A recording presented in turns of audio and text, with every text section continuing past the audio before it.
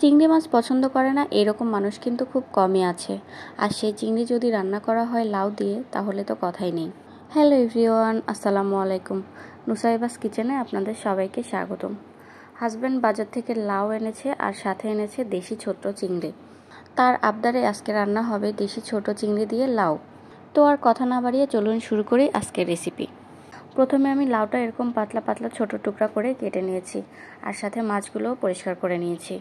মাছগুলো আমি ভালোভাবে ধুয়ে একদম রান্নার জন্য তৈরি করে নিয়েছি।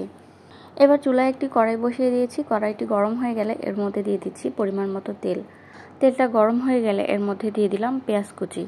এবার ভালোভাবে কিছুক্ষণ নেড়ে চেড়ে পেঁয়াজগুলো হালকা লাল করে ভেজে নিব।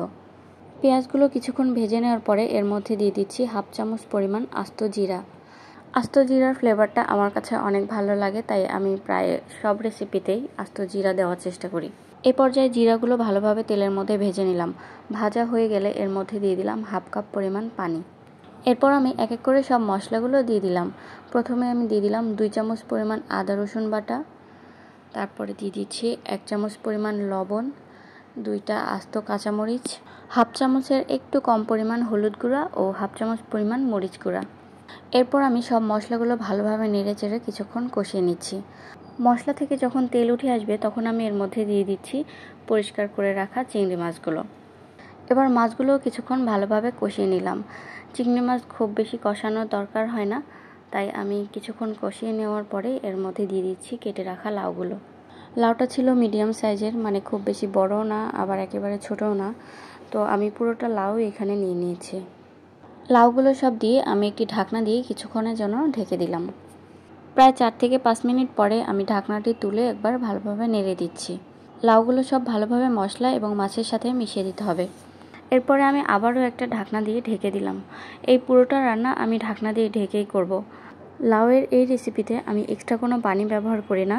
লাউ থেকে যে পানিটা ছাড়ে সেইটা দিয়ে পুরোটা রান্না কমপ্লিট হয়ে যায়। দেখুন কতগুলো পানি বের হয়েছে, আর এই পানিটা দিয়েই লাউটা সিদ্ধ হয়ে যাবে। আর লাউটাও বেশ ভালো পড়েছে, খুব তাড়াতাড়ি সিদ্ধ হয়ে গেছে।